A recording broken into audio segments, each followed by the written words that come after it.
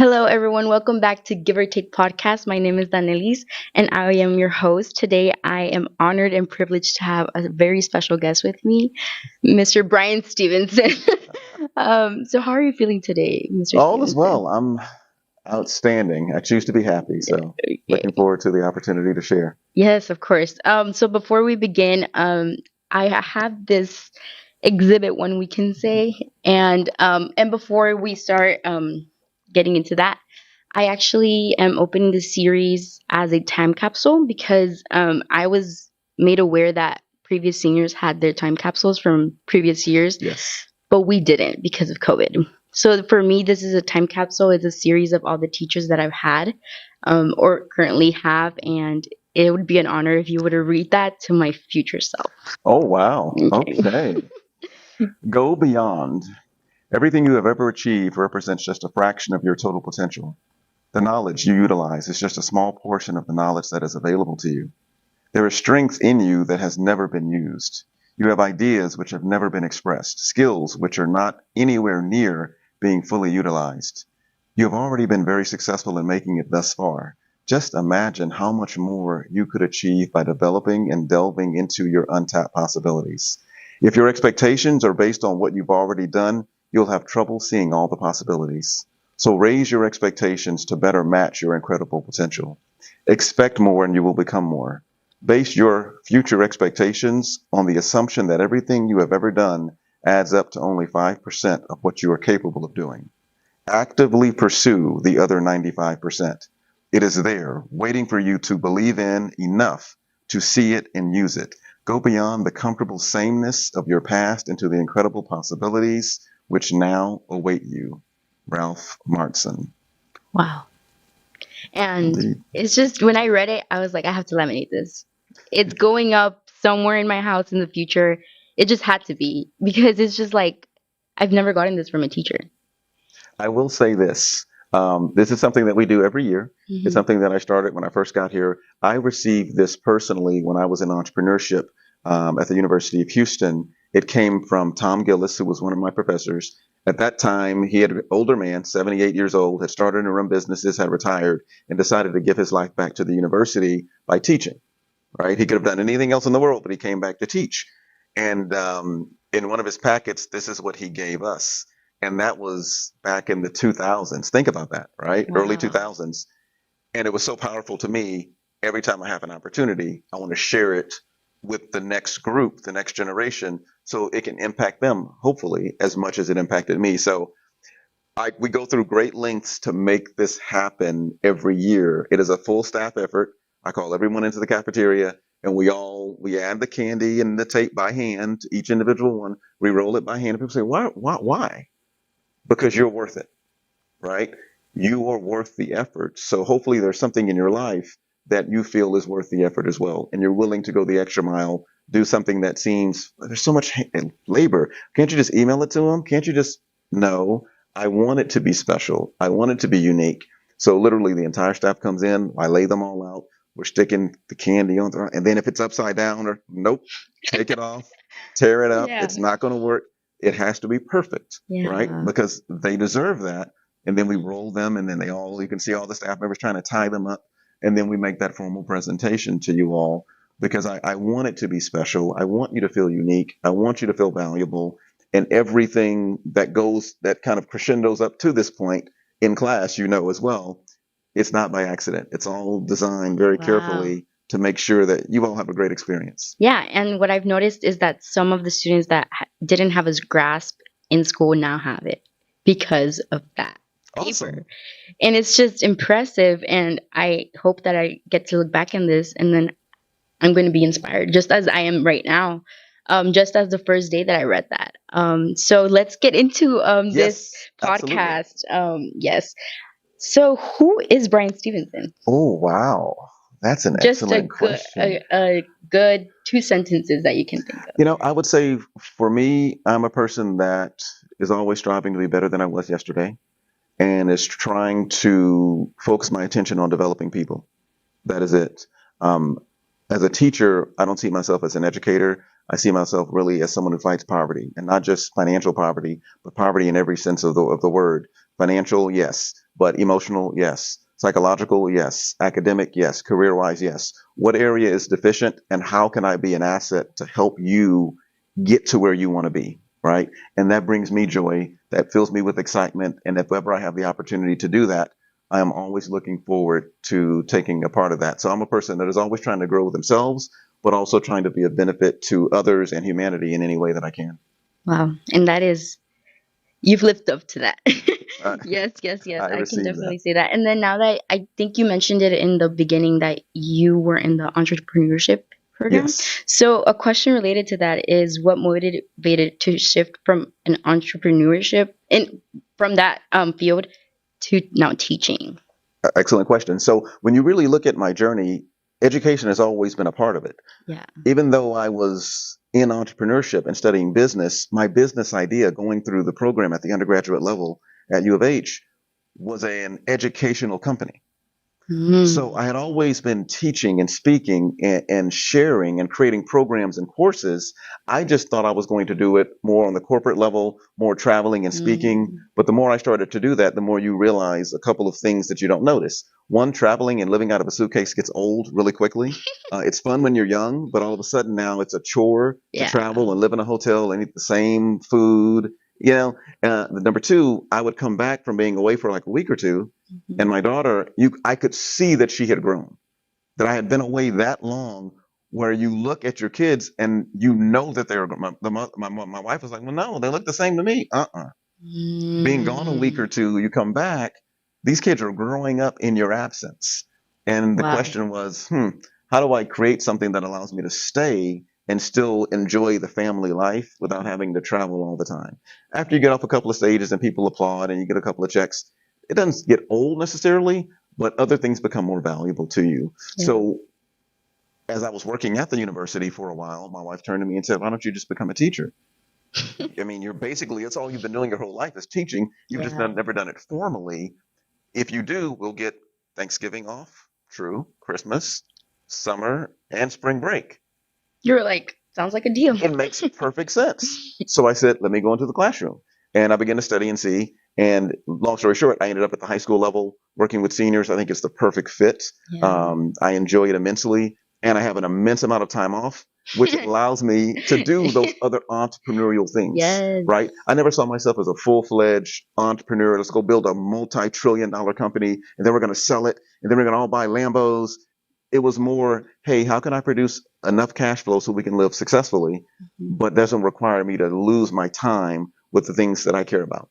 Yeah. And teaching allows me to give and share and feel fulfilled, but it also gives me many months off to go pursue these other ventures True. that I wouldn't necessarily have time to do if I had a traditional job in that sense. And it's crazy because some teachers have a different outlook in it. Hmm. And it's crazy.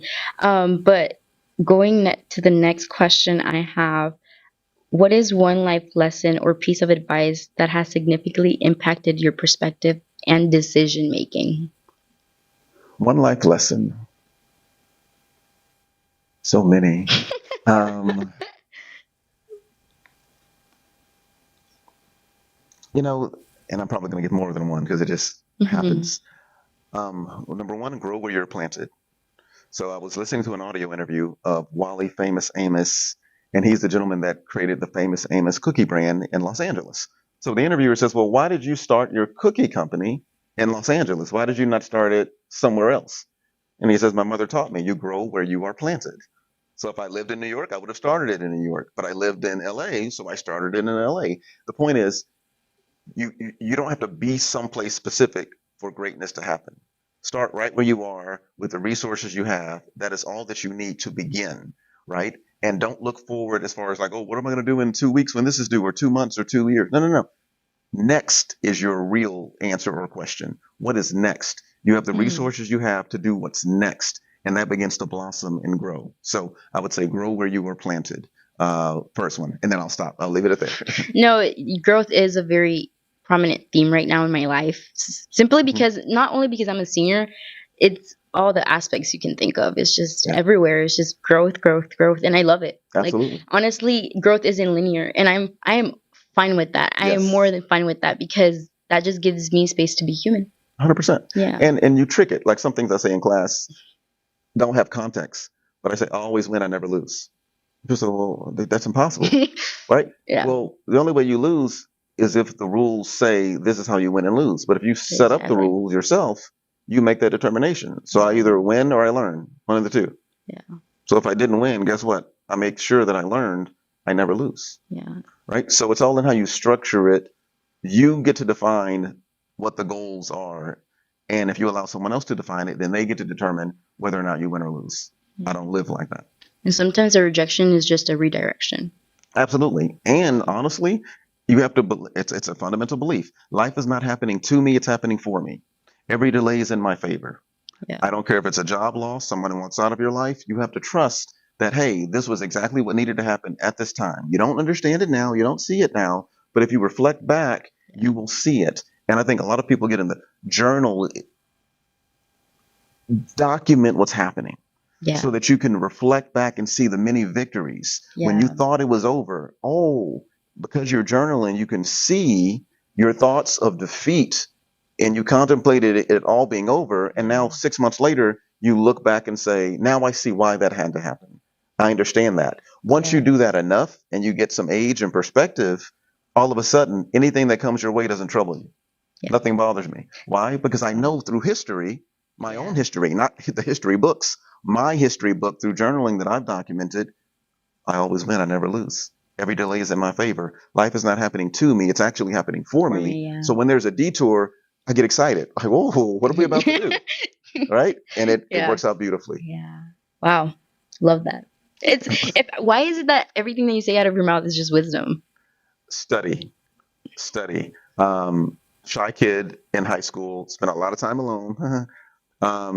And I just began to study and research. Wayne Dyer, Tony Robbins, I got saved when I was 15 years old in a small church in South Park, the Hood, and I had the opportunity over the next couple of years to serve that pastor as an armor bearer, and I traveled with him all over the city to some really big churches doing some amazing things, and I had to hear the same teaching over and over again, and I got to see people ask questions over and over again, so I started to get it, and I begin to model that behavior. I begin to pursue insight and wisdom. And in doing so, it just becomes a part of who you are. Yeah, And when that happens, everything else changes. yeah, You can be at peace with all men, including yourself. And it makes life easy, yeah. honestly. And I love the three steps you gave us to decision making. I still remember it. It's your wife, your partners or resources or friends that you have in the industry that you're trying to look for wisdom in, and then God. I remember that. This was recent, like a couple days ago. Yes, absolutely. Right? Your spouse or significant other is the closest person to you. They know you, and usually we are attracted to the opposite type of person, personality, or whatever the case. So, Mhm. obviously, in my example, my wife, I'll just say this, my wife is very organized, very structured. If she married the opposite, you can guess what's happening over here, right? So, no need to go Yeah, there. yeah. But we balance each other, right? Yeah. So she sees things that I don't see. So that's number one. But then two, mentorship and coaching. Why would we try to figure things out? Like it's already been done. The Exactly. library is full of people who have overcome every obstacle that you're facing, every obstacle you will face, and they've documented it in a book. And guess what? If that advice doesn't work, or only 2 points in that book work, go get another one. And now those two will work, and you'll have four things that will work in your life until you come up with your own strategy. So why are we doing this alone? And then look, trust that the Spirit of God is leading you in the right direction. Be open to out loud or inside yourself asking for that help, asking for that Yeah. guidance. That's what I do. God, make it so clear that I can't mess this up. I don't know what direction to go. Do I go left or do I go right? Make it so clear. And what will happen? One door will close, another door will open, or something will happen that makes it so obvious that we need to go here. And guess what? What happens if you miss it? What if you're wrong? What if you misheard the voice of God? What if you, okay, two things. One, by acting, I'm showing that I'm willing to act on an instruction. So you can trust me with your word. You can trust me with the voice of God because I'm going to act on it. Number two, I shake it off. I learned. I always win. I never lose. So especially at your stage in life, you guys are so young.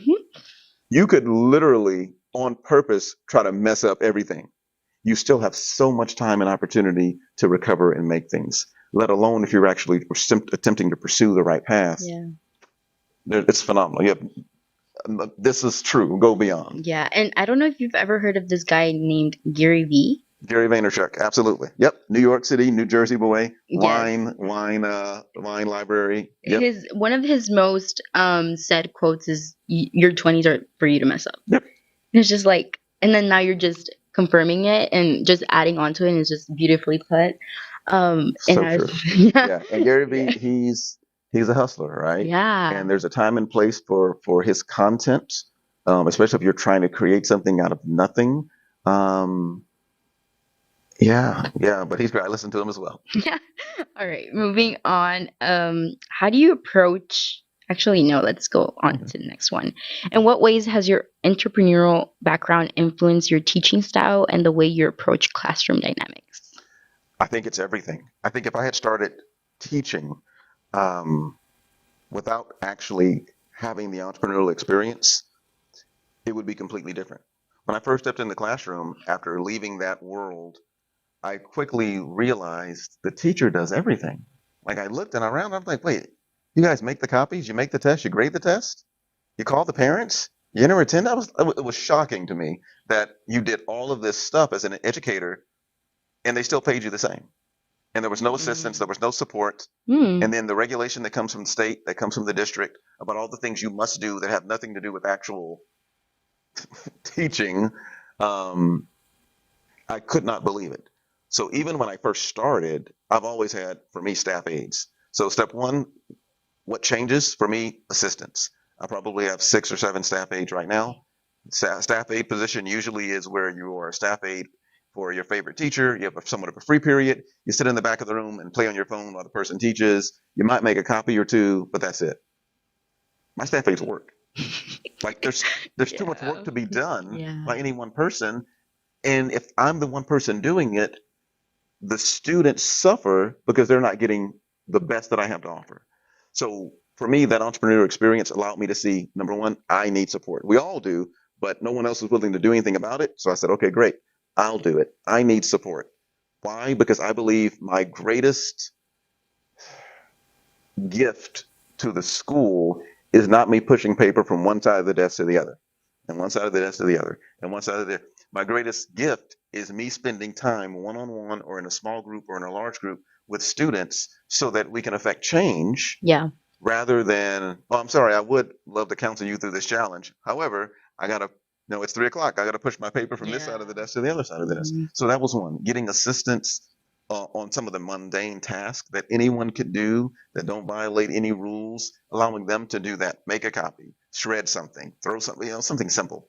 That was one. Number two, I got a real sense that students were starting to desire more reality in their lives and education than they were getting.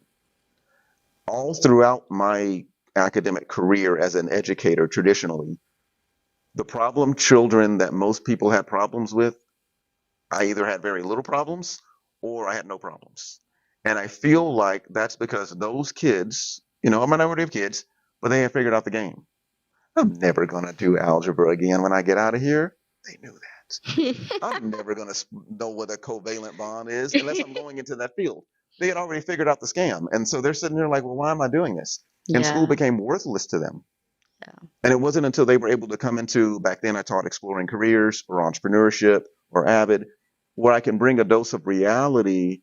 And all of a sudden those kids would perk up and say, wait, what is this?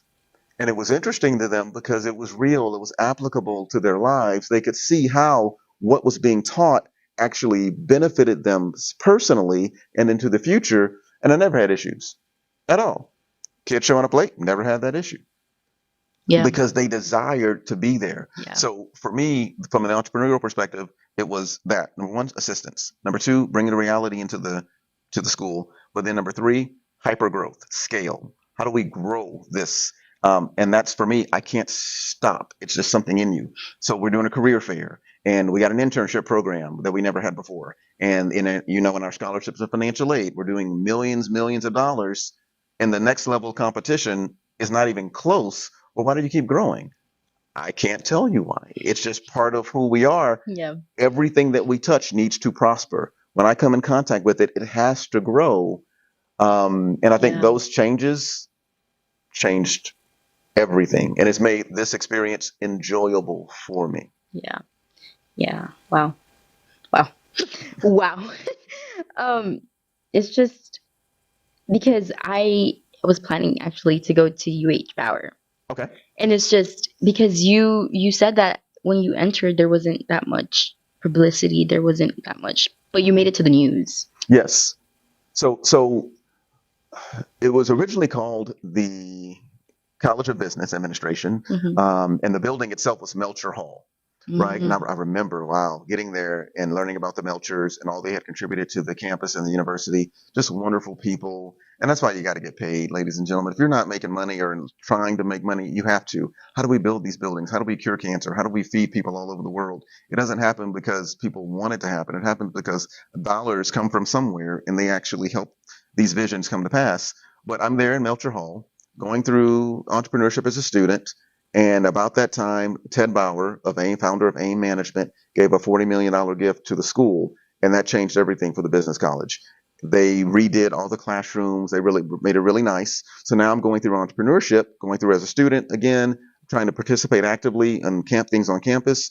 I graduate, they call me back, and going from a non-ranked institution at the undergraduate entrepreneurship level to a nationally ranked and then a number one ranking brought the publicity to the program that we needed to showcase to the world what we were doing and what we were capable of.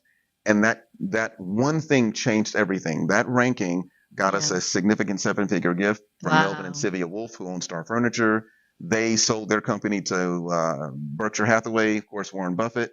That allowed the kids who were in the undergraduate program to now fly to Omaha and meet with Warren Buffett personally. So, but that it started from the ranking. The ranking birthed the resources birthed the connection to Buffett. And now when you look at the program, it is almost unrecognizable. It is amazing. I was there a couple of months ago and I was shocked at the things that they are doing. Wow. But it started from get the ranking, get the resource, get the connection. Now you have money to bring on staff and teams, and now they can grow beyond what has already been done. Incredible. Yeah. There's people that fly out to study here. Oh, 100%. It's just crazy. It was just like, oh, little old Houston, but now it's just like, oh, Houston. Oh, it's now amazing. Astros. It's now Space City. It's grown. Yes, it's everything. Yeah. I mean, literally. And so many students who are born here and raised here, they're looking to go someplace else. And I get it. You know, what's familiar to you is common, right? So there's a little bit of lack of appreciation. Yeah. But like I say, if you're leaving, there's like 40 kids trying to take your spot. Yeah. Like, so I don't know what you're going to, but like this is it. Yeah. Yeah. Just okay. So now we're just gonna touch more on yourself. Okay. What habits or practices do you believe have contributed the most to your continuous learning and self improvement? Somehow I feel like I'm a weirdo a little bit. I actually enjoy the learning and the growth. Yeah. Like, what do you want to do for fun? Can we go to a seminar? Like, that'd be wonderful, right? Yes. I can't explain it, but I love learning. I love growing. My wife will tell you I'm watching YouTube videos. I'm in the yard working on something. The headset is in. Someone's teaching me, like Jim Rohn again. And I drop names just so anyone who's listening, you can begin your own journey. Yeah. But Jim Rohn, RHON, was the mentor to Tony Robbins, Anthony Robbins. He's fabulous. Wayne, it just intrigued me. And after a while, I began to have conversations with people who were struggling with things. And the answer was very clear and simple. And I would be able to provide that. And then I began to desire that. I began to desire wanting to have the answer, right? Not just for them, but also for myself as I begin to grow. So a continuous diet of kind of learning and growing. Another habit I would say is learning to forgive yourself. Hey, you're not going to get it right all the time. You are going to have that double cheeseburger at 11:59 at night when you shouldn't be eating because you promised yourself you were fasting, you know, and all those kinds of things that, you know what, it didn't work out, shake it off and move on. Yeah. Right. I remember when I was in ministry, And something had happened because I was still young. Yeah. And that day I was supposed to serve at the church. So I told like my mentor, like, hey, I can't serve today because of the situation. I just didn't feel like I was right to be in that role. Yeah. He said, man, look, we don't have time for that. Go ask for forgiveness and let's go. Like we have Yeah. to run. Yeah. You can't sit there and wallow in self Exactly. pity and wallow in your past, even if your past is 20 seconds ago. You have to dust yourself off, Yeah. admit it, quit it, and forget it, and let's move forward Yeah. and get some things going. Yeah. Wow. Yes. Yes. Yes. This is gonna be some advice to my future self when she looks back on this. To me as well. Yeah. And just continuing. Can you describe a situation where you had to make a difficult ethical choice and the thought process that guided you through that decision, or what was that thought So process? the first thing comes to mind. We had started a business back when I was at U of H, and we were in essence affiliates. So we were an affiliate for another company, another brand. So they would give us a special link that we would use to drive traffic to that link, and anyone that purchased something from that link from the website, we got paid for. Oh. Well, how we started, well, the way I was taught is we were brand name bidding, meaning we were bidding on the brand name of the company. So if you were to search in Google, let's say, I don't know. Let's be talking about the University of Houston. University of Houston, my ad would come up and Oh. say, hey, University of Houston is great. Click here to apply or something like that. Yeah. And for every application, I made $50. Yeah. Well, I'm piggybacking on their brand because someone is already searching University of Houston. And University of Houston had a policy that said, do not advertise on our name. But yet we were. And we were making really good money doing that, right? So here we are. We're doing something that we know is wrong, but you justify it to yourself because you're not hurting anybody. Yeah. They're already making all this money. Yeah. I mean, come on. They're not going to, we're small fish. Yeah. So you justify it. But then I was in Chicago for 2017, I believe, for a trip with the school. And I'm standing in what is it? Not Millennium Park. I'm standing in the convention center, coming down the stairs. Spirit of God speaks to me and says, you have to stop, but here's how you can still use the brand, but use it appropriately where you're not breaking their rules. Legally, absolutely. So I listened, I heard, great. I went back and I studied the terms of service and I read through them. And of course, he was right. That if we do this, we're not breaking the terms of service. However, that means you have to stop your ads. So I called back home to all my friends. I said, hey, listen, I just heard the voice of God. We need to stop. If we stop, we're actually going to make more money doing it this way. They were like, oh, no, man, that's crazy. We can't turn off our ads. Da, da, da, da, da. I said, okay. So I made this call. My wife told her, I said, I'm feeling led that we need to stop. Because how can God bless that which is dirty, basically? Yeah. So we agreed to stop. We stopped. Money dries up almost instantly because you don't have those ads running. People aren't clicking your links. They aren't buying. You're not getting the commissions anymore. And we begin to implement the new strategy. 6 months, a year go by. You're not seeing much of a difference. You're paying money into this strategy. And then about a year and a half later, it clicked. And all of a sudden, we were making more money than we were making before, but our advertising costs were like a tenth of what they were. My friends were still making the same money, but they were spending 30 to 40% on ads. We were not spending that on ads. That one change changed everything. So now in everything that we approach, we have to honestly sit there and evaluate, is this the best way to do it, the most appropriate way to do it? Is it honorable? Can it stand the light of day if somebody were to ask about it? And sometimes there are tough choices. You may have to give up money or resource, but the question becomes, do you want to be clean rich or filthy rich? Yes. And I've decided that we want to be clean rich. Yeah. I never want to have to look over my shoulder. Oh, are they coming? Do they, Yeah. Whether it's the IRS or the federal government or the police, you can inspect and search everything. It will be clean. Yeah. And there's peace of mind. And there's a scripture reference that says, what a joy it is to have an honest father. And I read that and I was like, wow, it's so true. Become that. Yeah. Yeah. It's just wow again. Yes. And just to wrap up this amazing interview, this is the last question. Sure. How do you cultivate and maintain meaningful relationships with people who inspire and challenge you to grow? Actually, I have one more question. Okay, perfect. No, yeah.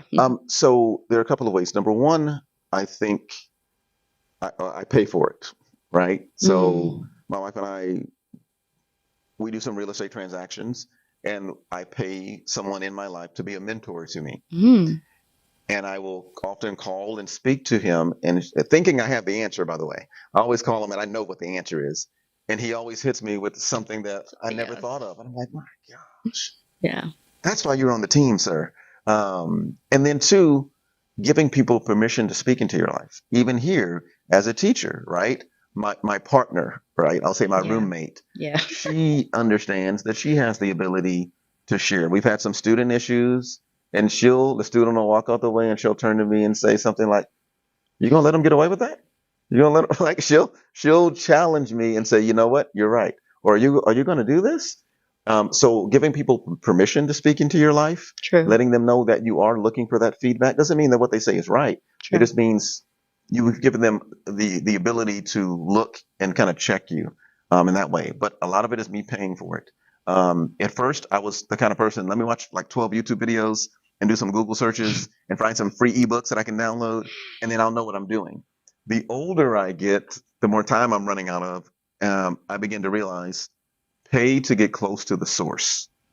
Be willing to spend the money to get close to the source of the action, source of the behavior, source of the victory, because that's going to shortcut your learning curve so much. Yeah. The things that we've been able to do in real estate, the things that we've been able to do academically as an educator, they are only because I have borrowed knowledge from other people, which has allowed me to really borrow years. I mean, we'll go over this in class, and I think I may have taught it to FBLA, but think about what a book actually is. A book is no more than a collection of thoughts that have been gathered over years. So if you read someone's book, you're not just reading 150 pages, you actually are reading 40 years of history. Yeah. That you don't have to have the pain of going through. You are gaining 40 years of your life back just by reading. And if you can do that, guess what? And we'll go through the math, so I don't want to go through it here, but it's an incredible mathematical equation when you look at it.